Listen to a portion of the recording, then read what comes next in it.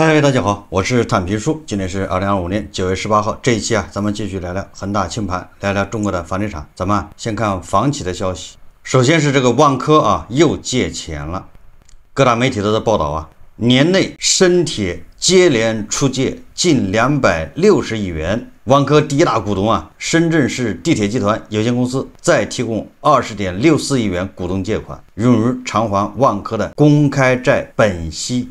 差不多每个月20多个亿吧。那有人就说了，那这借到什么时候呢？不着急，这个根据万科自己公布的，好像到2026年，它那个美元债已经没有了，就是2026年之前没有要到期的美元债。那剩下的就是什么呢？就是公开债，在二级市场发的是公开债，你要还。银行的借款呢，没关系，可以延期。当然了，也有延不了的那是极端情况，咱不聊了。公开债你是要兑付的，所以说。那这个恐怕万科还得跟深铁去借，对吧？这一次借的20个亿就是还这个公开债本息。那万科剩下的公开债还有多少呢？那这些钱理论上恐怕都要跟大股东借。我看了一下，万科还剩120亿的公开债要还。那也就是说，理论上深圳地铁你最少还得借120亿，不着急，慢慢借很多人应该能理解就是说对一个企业来说现在已经陷入困境，你光给他还债还不行，这个企业它要运转对吧？它有那么多人要发工资它要交电费那个什么办公费用人吃马喝的电费，对吧？那个车跑要油钱交税那这个接下来我估计明年就是作为大股东深圳地铁，它不仅要帮万科还这个公开债，它还要这个资助赞助或者支持万科的运营，你还得给他钱，没有办法除非说明年房地产行情好了，大家都冲进去买房，难这一幕很难出现这个万科组织架构大调整，万科近年来最大规模组织架构调整落地。9月17日，万科官网变更了组织架构、管理团队信息，新的组织架构包括集团总部、地区公司和事业部。这个实际上什么意思呢？就是万科的组织架构调整之后就是有2个特征，一个就是它更像一个国企了，以后万科是国企它就跟那个什么混改、什么民企没有关系了，它就是地地道道的国企。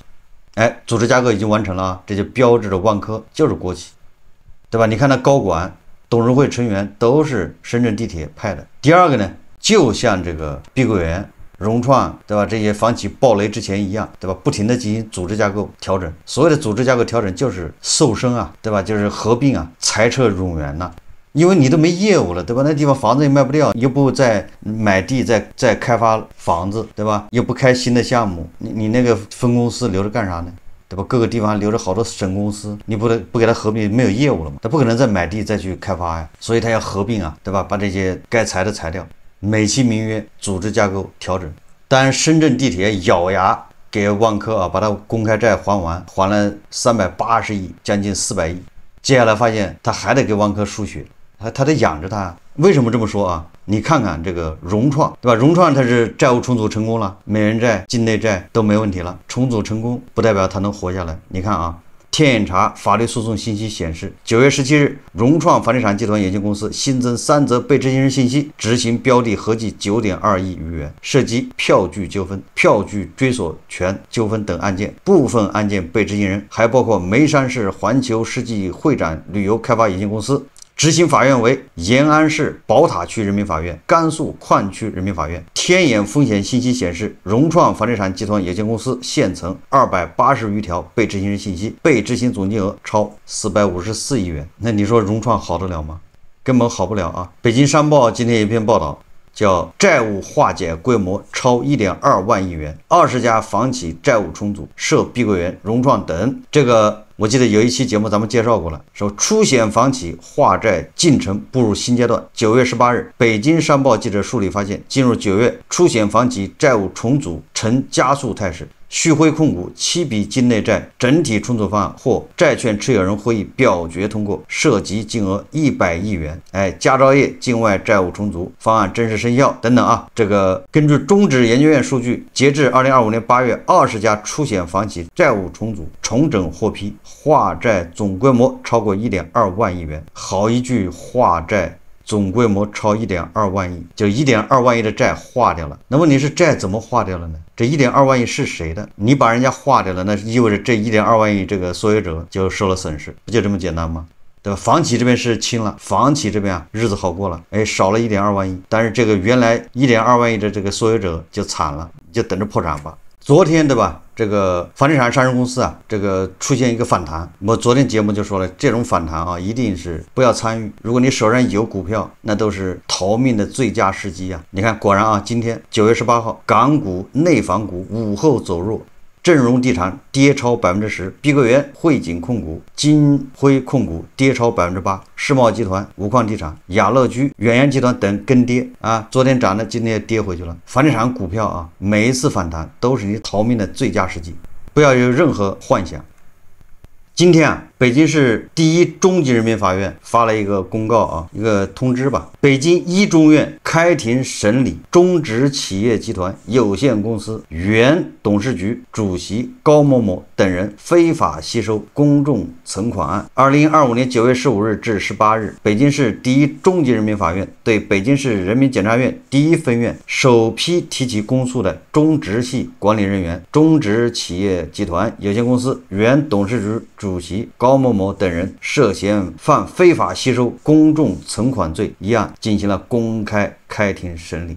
怎么说呢？中植这个事情也算是告一段落吧。这个关于中植啊，这个我在节目里面说过很多。恒大刚爆雷的时候啊，大概2021年9月份爆雷，大概是10月份，我就接到中植啊下面一个这个财富公司啊给我打的电话，是大唐还是什么？我忘了具体的哪个我忘了。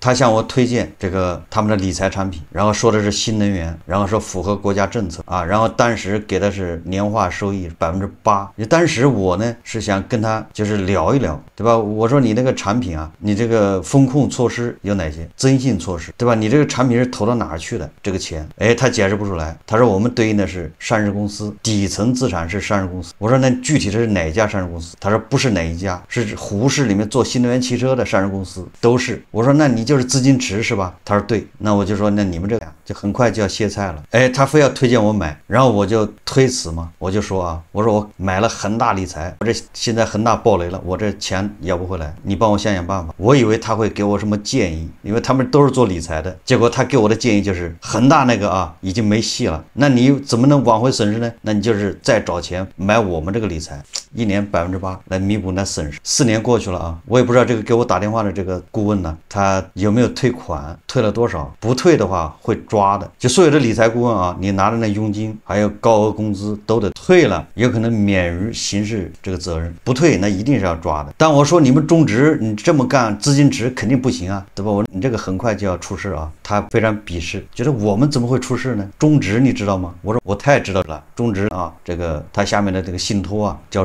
信托，还有他下面的理财公司，很多人我都认识，他的高管我还认识。2017年啊，那个时候就是王老板不是还有一个安邦，大家有印象吗？大概2017年、2016年，就是专门要打击这种把钱往国外润的。万达第一次出事就是这个，对吧？他在海外有很多投资，他跑到英国去买什么资产，对吧？跑到美国去买电影院，他实际上就把钱润到国外去了。所以那个时候啊，王老板就差点坏了事，所以他就开始卖他的资产，在国内卖资产去还钱呐，把他的万达这个酒店，大家知道万达第一次危机是怎么发生的吧？就是这么发生的。那个时候很多资本市场的大鳄都好像嗅到了什么风声啊，什么看到了什么风向，纷纷消失。哎，有一天我就遇见中植的高管，我就问他，我说你们谢老板呢？他很神秘的告诉我在日本。我说不回来了是吗？要等到风声过去了才回来。后来谢老板回来之后没多长时间啊，就化作青烟了，驾鹤西去。现在对吧？北京市一中院开始审理这个案子了，那就基本上就是尘埃落定。这个中植系啊，他们的资金啊，我浪费掉的我不知道，对吧？说什么这个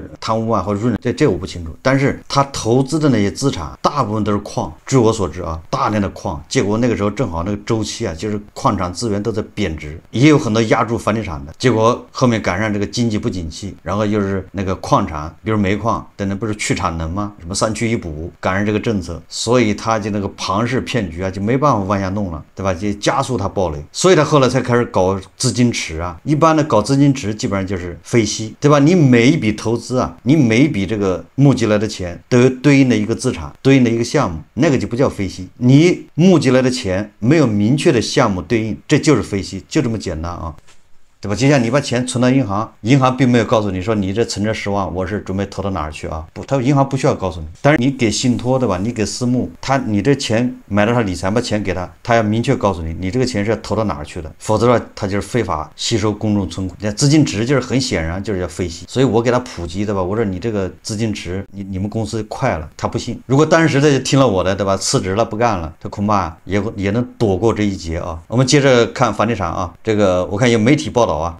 全国15个重点城市住宅销量数据啊，截止到9月17号啊，新房销量同比下降28%，就是9月份比8月份啊下降了28%。这个二手房销量上升8%，二手房涨了。这个新房下降，北京和深圳啊，每天啊日均只销售几十套，这么大一城市啊，也就是说啊，进入9月份新房销售是加速往下呀。很多炒房客对吧，盼着美联储降息，说美联储这样一降息，咱们房价就要涨，稳住了。我就在想啊，炒房客这些中介，他现在在招什么故事呢？接下来他要把精神寄托在哪儿呢？我看很多炒房客啊，还有那些房产中介炒房子的，他们这个逻辑很奇怪啊，他们认为房价涨就是爱国，房价跌就不爱国，房价涨那就是爱国的表现。那这些炒房的人自己也不琢磨，这房价是谁把它整下来的，对吧？你动动脑子，那房价是谁把它整下来的？3条红线，谁说房主不炒的？这些说房价不涨的这些人都是卖国啊，都是什么恨国党，这个逻辑非常感人啊。所以我一直认为啊，这些炒房客如果不爆雷不崩掉啊，不跳楼，这个房地产它也稳不住。就是这些人必须要买单，对吧？他是炒房客啊，炒房的不买单，你让谁买单，对吧？这些人必须要为他的行为负责，付出代价。他们还想把房价炒起来，让别人去接盘。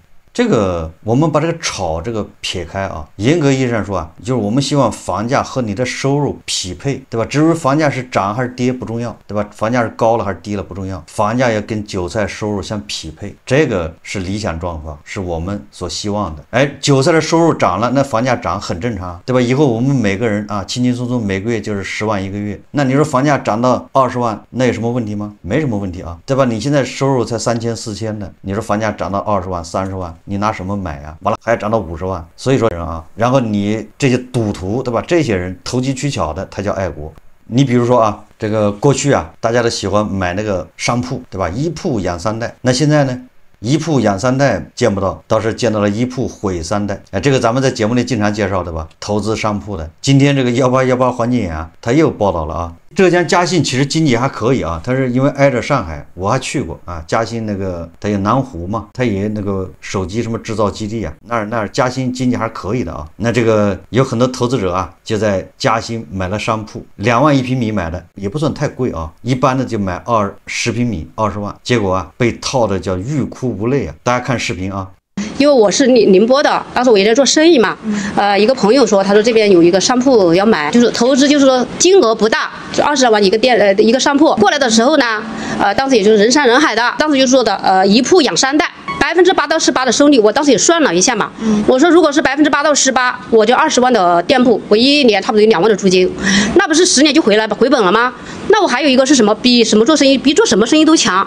当时我们来了以后，他们搞的阵仗很大的，敲锣打鼓，然后一会儿就说某某业主恭喜又投了，又卖了没有了，现在还有多少套，还有多少套，你们要抓紧时间。然后就是感觉再不下手就买不到了。然后这种冲动消费下，我们就交了500块钱定金。然后办公室他当时讲的，你可卖可租，我们可回收。谈起当年买铺的情况，几位业主还记忆犹新。不少业主来自外地，基本都是2013、14年在嘉兴文昌西路上的环球国际中心买了格子铺，面积基本都在10平方左右，买来大约20万上下。开发商是嘉兴市德龙置业有限公司。当时大伙和嘉兴市环贸中心经营管理有限公司签署了12年的委托经营管理协议。采访时，这栋大楼主要是悦兴家居在经营。第一个阶段就是我们的它就是租金，反正我们的房款里面，我们的房款不是就可以少几万块钱吗？那个店铺当时是23万多，他不是抵了3年的房款吗？就6万多，那不是我就只付了17万多吗？到了17年是这3年，17年的1月份应该是他才给我们继续就是打租金的，那个时候一年好像有3000多块钱，开发商跑路了，他们来结的这个就是这样跟我们说的啊。他说后续 C 阶段之后我们就跟我们说好了，后面会就是审视的会跟补上，对不对？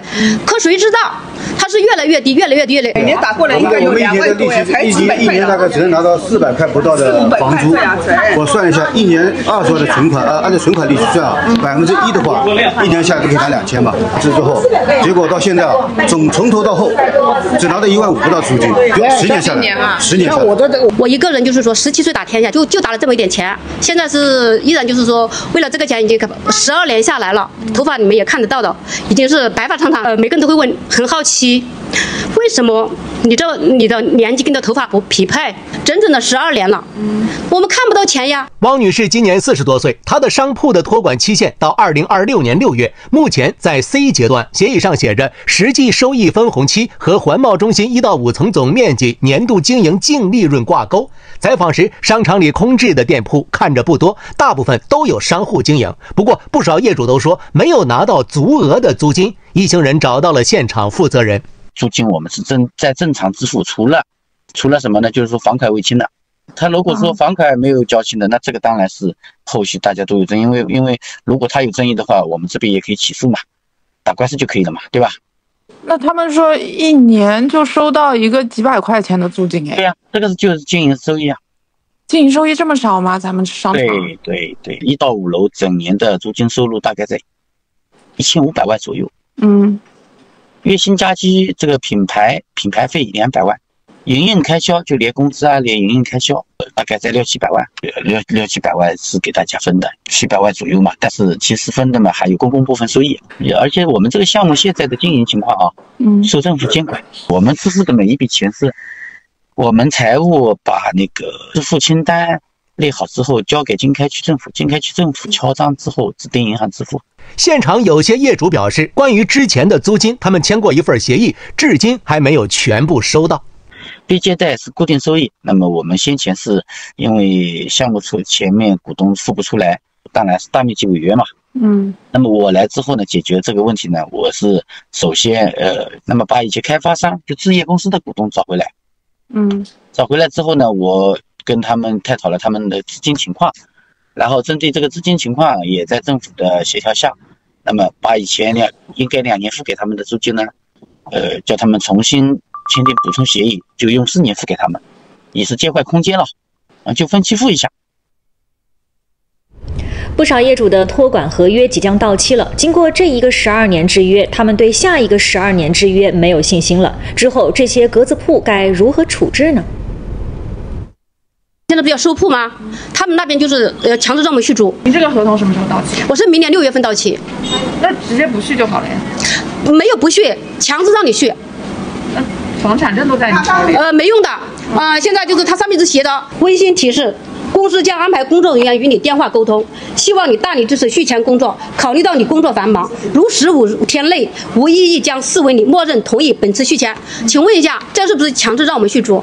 有业主提供了一份致业主的一封信，落款是嘉兴市环贸中心经营管理有限公司，末尾写着汪女士所说的那段温馨提示。有些业主说，就是这段话引发了他们的担忧。我们今天来的目的，因为我们到期了，我们就是后面表态，我们接下来不续签了。给你寄一个东西，就是续签意向书。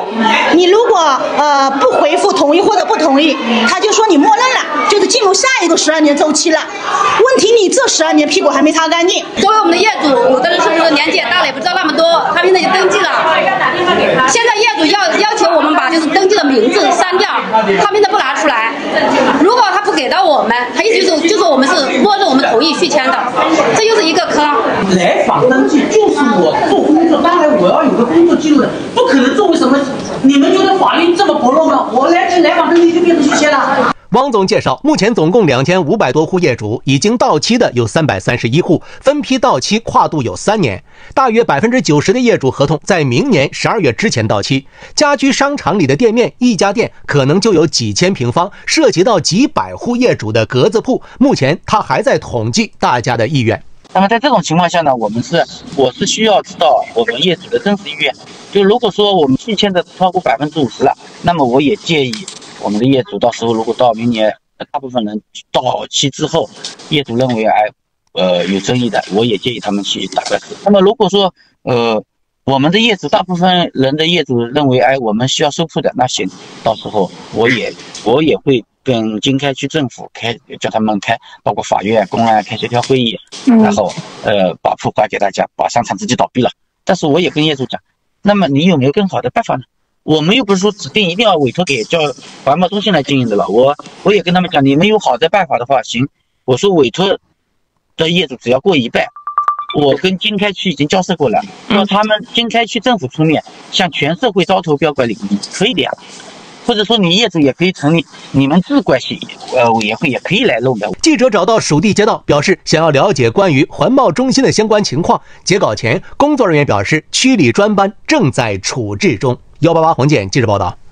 20万10年的利息才收回来1万5，而且可以毫不夸张的说啊，毫无疑问呢，接下来会更惨，对吧？因为你实体经济，对吧？商场客流量这么都在减少下降，你万一下你这商场能租出去就不错，所以后面啊，你只会收入越来越少。现在要再签12年，我记得我在上一期节目说过啊，像这种事情啊，你解决不了，叫无解。你这买了这个商铺的人就自认倒霉吧啊！而且啊，如果人家这个物业管理的不跟你要物业费就不错了，以后说不定人家还跟你要钱，你不给你就欠着了，等你欠着物业费，到时候还可以告你啊，因为你是业主啊，那10平米是你的。如果这个商场租不出去啊，那现在他毕竟租出去了嘛，是家具城嘛，人家好歹还有点收入。商场如果租不出去，那你商场里面的管理，对吧？那得有费用的，你不业主不掏吗？那像这种事情怎么处理的呢？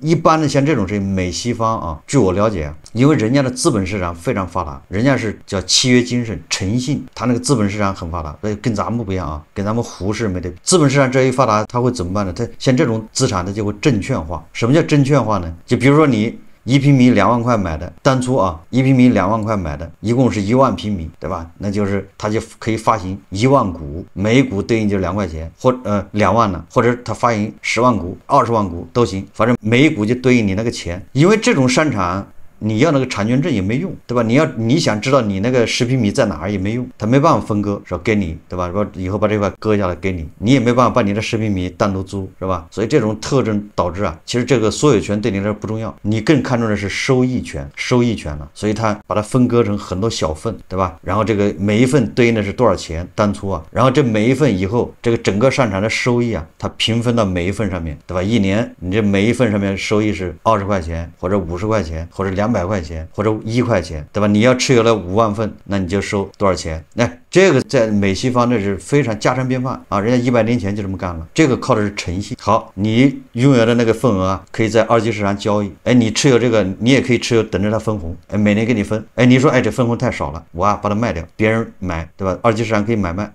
你这每一份本来是1万块钱，你现在把它9000卖掉，可以啊。如果你的收益好的话，你可以1万2卖，人家愿意，人家觉得你的收益不错，比我存银行，我现在50万存银行啊，对吧？一年利息恐怕就6000块或者9000块。哎，我50万买你这个，我一年收益是2万，那我就买这个，我为什么存银行呢？对吧？我就买这个份额。所以他这个二级市场非常发达，就可以交易。那就像这个咱们视频里面这些投资人，他就不需要拿着这东西啊，对吧？他可以在二级市场卖掉啊。如果说收益好的话，我就卖得高；收益差的我卖低一点，我就套现了，对吧？我当初20万买的，我现在我一看这个收益这么差，哎，我10万卖了算了，我认亏10万，对吧？我就卖10万，哎，有人接手，对吧？10万卖不掉，我8万卖，有人接手。如果这个商场生意特别好，那我30万卖。所以说啊，这个他这个资本市场越发达，他经济就越活跃，大家自己解决，就不需要你找政府，找什么开发区、什么经开区，政府不需要的，政府根本就不管这事，对吧？这都是民间你自己去投资，所以他这个资本市场越发达，他这种事情越好解决。大家都是收益权，但是像我们这就不行了，像我们这你胡适你都搞不好，对吧？胡适那么多人眼睛盯着，完了之后又是对吧？强力部门抓人，又是罚款，又是券商，又是会计师事务所盯着去查账，你都开始造假账，就是没有诚信，对吧？你人人都做假账，那这玩意儿谁信呢？没人信，不敢买。所以资本市场这个诚信，对吧？这些东西咱们还要不端板，对吧？咱们离这个还远。所以我老是做这个胡适节目，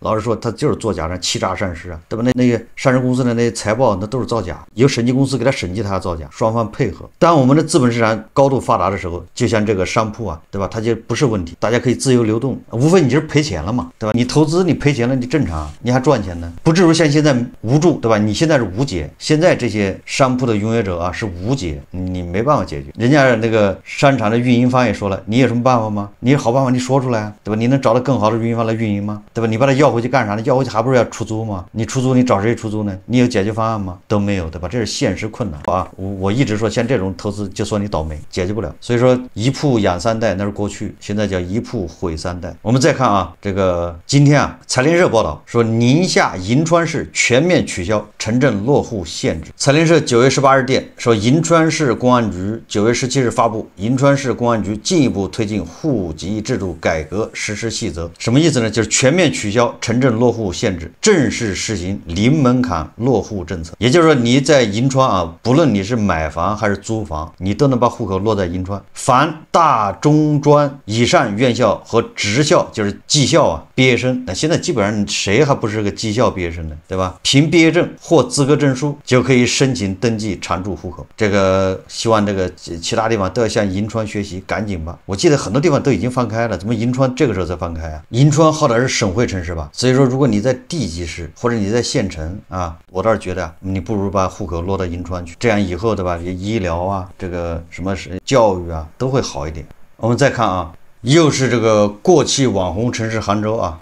这是钱江晚报报道，9月17号报道的啊。杭州1号院现风波，业主炒掉头部物业后，又要求罢免业委会。可以啊，这个杭州1号院的业主有尿性啊，先把物业炒掉，现在反过来又要把这个业委会给罢免，这是说明这个人家有这个维权意识啊。位于杭州奥体板块的网红楼盘杭州1号院，堪称近年来杭州楼市话题度最高的小区之一。去年9月，潮新闻曾经报道过，杭州1号院成立业委会后召开业主大会，投票表决通过了这个物业管理区域划分方案。也就是说啊，业主们想要分家。去年11月，滨江区住建部门批复了物业管理区域调整方案，也就是杭州1号院分家成功，拆分为3个物业管理区域，也就是3个小区啊，分别是什么真奥院1期、真奥院3期、真奥院4期。最近说真奥院3期又陷入换物业风波，再次成为杭州楼市热门话题。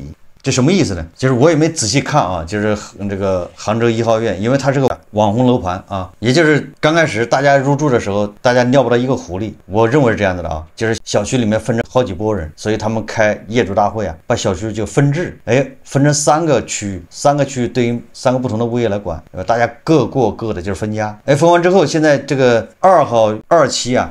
这个业主要换掉，他们的物业嫌物业不行，还要把业主就是业委会也得换掉。这个原因是多方面的啊，咱就不说了。我觉得最主要原因就是房价跌了，房价一跌啊，大家就是各种不满意。如果房价涨了2倍啊，他们一点问题都没有，一定是非常和睦，对吧？房价一跌，谁也忍不了了，大家憋着一肚子火啊，一肚子气啊，眼里揉不得沙子。当然还有其他原因啊，可能跟物业服务啊，跟这个业委会啊都有关。业委会对吧？一想着业委会选了出来之后，他们不是为民请命对吧？也不是为业主着想。为自己着想，对吧？物业也是为自己着想，当然业主就不满意啊。但是我觉得主要原因还是房价下跌啊，房价下跌，矛盾就会越来越严重。好，这期节目我们就聊到这里，感谢大家收看。如果喜欢我的节目，欢迎订阅转发，也可以在下方留言评论，谢谢大家。